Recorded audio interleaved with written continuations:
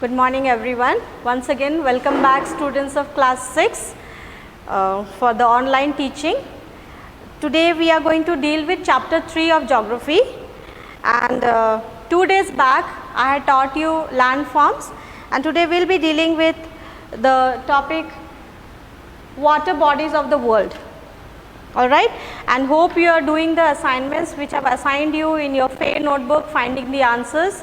I am completing the chapters for you so that you find the answers, and if you find any difficulty in finding the answers, please contact us back, okay, or let us know. We will help you in all the possible ways to help you find the answer so that it becomes easy for you to learn. So let's begin with the water bodies of the world. As we know, 3/4 of the earth is water, and the water body of the earth is known as hydrosphere, alright, and which includes all the large and small water bodies. If we talk about large water bodies, we have the ocean and seas. These cover the major water bodies of the earth, and the other small water bodies, if you talk about, are the rivers, lakes and other small bodies of water like the gulf, bay, strait and lagoon. Now it says 71% of the earth is covered with water. Okay, if you have a close look at the globe which I have for you here, all the blue color portion shows you the water bodies. Okay, now to begin with, here the Pacific Ocean, okay, it is covering the maximum portion of the earth. Alright, you can see it here, Pacific Ocean. Okay, it's in a circular form. You will see that it includes the northern part, the southern part, okay, goes around, all around the other side also, okay, and the other one is the Atlantic Ocean, okay, between North America and Europe. Okay, if you see it here, then we have the Indian Ocean, okay, it's all blue in color. Then we have the Arctic Ocean here, then the Antarctic Ocean in the southernmost part, or the Southern Ocean. Okay, so if you look at this globe, the major portion is in blue, okay, that shows the water part of the earth.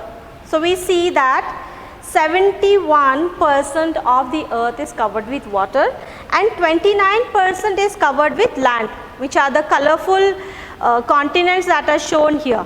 Okay, this covers the land portion or the lithosphere of the earth, and as I told you, the water body is termed as the hydrosphere of the earth. Smaller bodies, as I told you, covers the seas, rivers, lakes and etc. Now water is present in 3 forms, okay, as we know.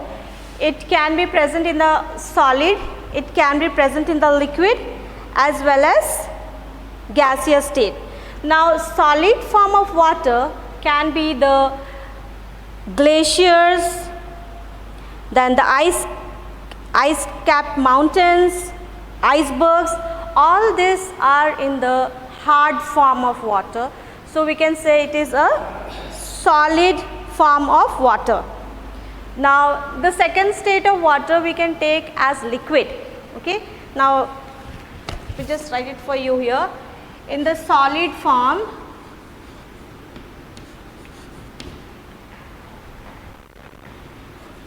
ice caps,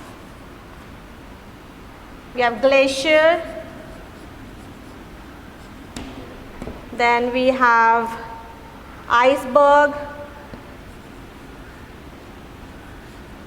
All these are in the solid form. Okay.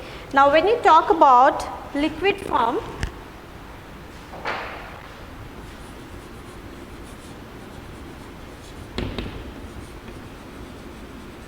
as we know, all the water bodies like the seas, ocean,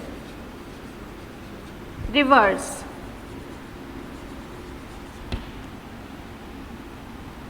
Then we have lakes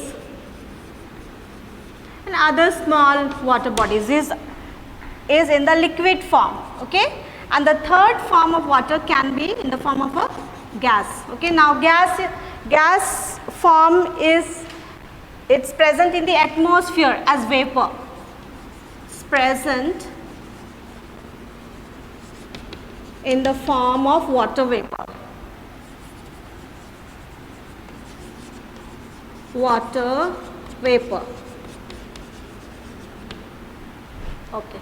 So let's see the three forms of water. You must have studied in your physics and chemistry also that water exists in three forms: solid, liquid and gas. Now in the solid form, all the ice capped mountains that you see, glaciers and icebergs, okay, in the hard form. Now in the liquid form, water which you find in seas, ocean, river, lakes, etc.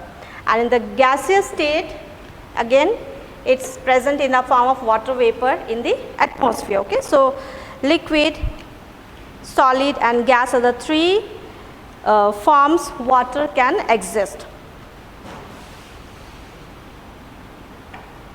Okay, now the water that is present on the earth cannot be used directly, and all the water that you find are not pure, okay.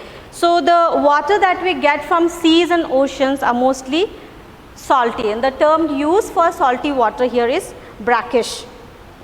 And only 2% of the water that we get from the river, lakes, ponds or underground are fresh water, okay. So the water that we get from seas and ocean has large quantity of salt present in them. Alright, so let's deal with the first water body, that is ocean. Alright, now let us see some features of ocean, okay, some characteristics of ocean. Now it is said that they are interconnected, okay. Now and they are almost in circular form, okay. The Pacific Ocean, Atlantic Ocean, then the Indian Ocean, Arctic or Antarctic, they are all in circular form. And the average depth, if you see the depth of the oceans, it's about 3,800 meters deep, okay. And if you measure it, it is measured below the mean sea level, okay, below the sea level. It is about 3,800 meters deep. And in search of land, okay, we find in the early times man explored many places to find land, and not only different land masses did he discover, but he discovered many water bodies, okay. And these water bodies were these large water bodies that man came across were the oceans, and there are 5 major oceans of the world, okay. Now I am sure you have studied in your SST in your lower classes, and we know that there are 5 major oceans, namely Pacific Ocean, Atlantic Ocean, the Indian Ocean, which is the only ocean named after a country, that is our country India, then the Arctic Ocean and the Southern Ocean, which is the Antarctic Ocean. Now Antarctic Ocean came into list in the year 2000. Before that it was only Antarctic Ocean. Southern Ocean was the name given to it in the year 2000. Okay, so now let us see about the biggest ocean or the deepest ocean of the earth. Okay, now if you talk about Pacific Ocean, we know it is the largest ocean. It covers about 1/3 of the earth's surface area. Okay, so you can see major portion of the earth is covered up by the Pacific Ocean water, and it is almost circular in shape. If you see it closely, if you have your atlases at home, you can see, or if I can also show you here that it is circular. It extends from Arctic Ocean. It extends from Arctic Ocean in the north to the Southern Ocean in the south, okay, the Antarctic Ocean in the south. So it's all around, okay, in a circular form, and it is the deepest of all the oceans when you compare it. Now the deepest point in Pacific Ocean is the Mariana Trench, and the depth of this Mariana Trench is about 11,033, okay, which is the deepest point of Pacific Ocean. We have the Mariana Trench.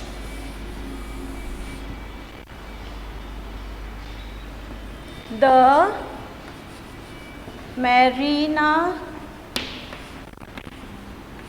Trench, and the depth of this is about 11,033 meters.